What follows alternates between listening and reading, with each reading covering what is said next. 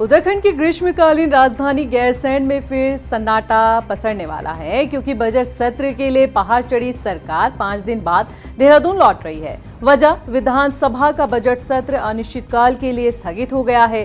5 दिन चले सत्र में सदन की कार्यवाही 41 घंटे 10 मिनट चली।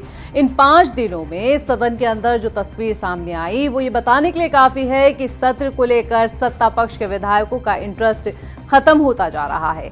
ये वो माननीय है जो ना तो पहाड़ चढ़ना चाहते हैं और ना ही विधानसभा में बैठकर सत्र को अटेंड करना चाहते हैं, लेकिन राजनीति पहाड़ पर ही करना चाहते हैं।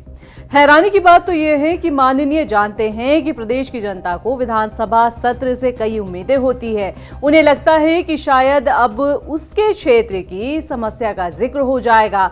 विधायक किसी भी दल का हो, लेकिन जनता को सर्वोपरि मानकर उसकी समस्या के समाधान के लिए सरकार से जवाब मांगेगा, लेकिन ऐसा हुआ नहीं।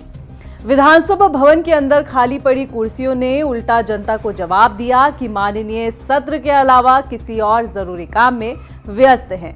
सदन का ऐसा नजारा देख गुस्सा विधानसभा अध्यक्ष रितु खंडूरी का भी फूटा और सदन की ऐसी तस्वीर को दुर्भाग्यपूर्ण बताया। संसदीय कार्य मंत्री जी, एक तो आप ये देख लीजिए, सुनिश्चित करिए, माननीय संसदीय कार्य मंत्री जी, सुनिश्चित करिए। कल भी यही स्थिति थी जब मैं 3:15 बजे यहाँ पहुंची। हमारी तरफ, पक्ष की तरफ कोई नहीं था। इधर सब लोग बैठे थे विपक्ष में और पक्ष में कोई नहीं था। ये बिल्कुल बहुत ही दुर्भाग्यपूर्ण है।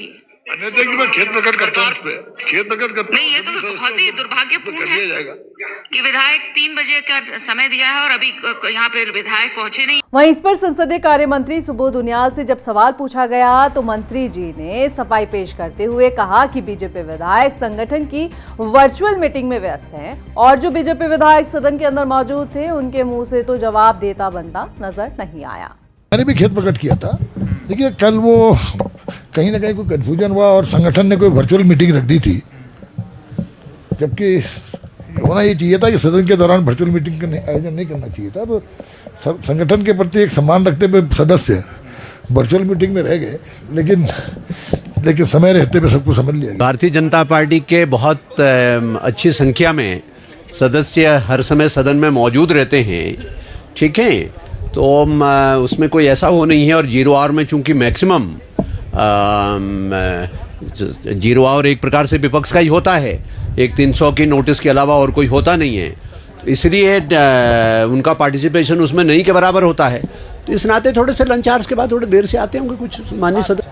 नहीं, चलिए, माननीय अध्यक्ष तो अभिभावक होते हैं हाउस के, तो उनको समय समय पे मार्गदर्शन करते रहते हैं। वो कोई उसको उस टिप्पणी को कोई वैसे लेने की ज़रूरत नहीं है, क्योंकि हाउस को भी लाइवली बनाए रखने के लिए थोड़ा माननीय सदस्य अच्छी संख्या में होते हैं तो ठीक रहता है।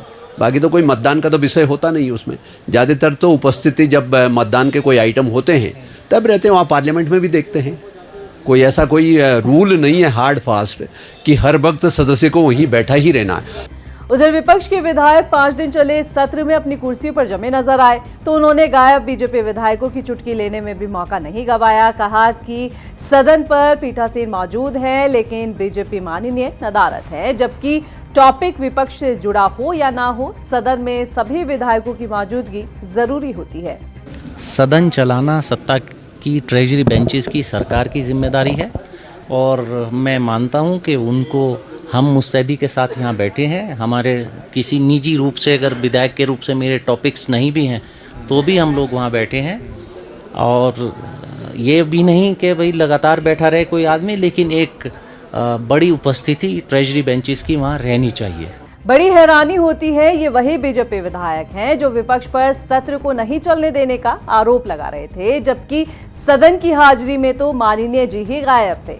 तो क्या मान लिया जाए कि बीजेपी विधायकों की दिलचस्पी सत्र से खत्म हो रही है या फिर सत्ता की हनक में सब चल रहा है? इसका जवाब आप पर छोड़ देते हैं, कमेंट कर जरूर बताइएगा। अभी के लिए फिलहाल मुझे दीजिए इजाजत। देखते रहिए खबर उत्तराखंड। नमस्कार।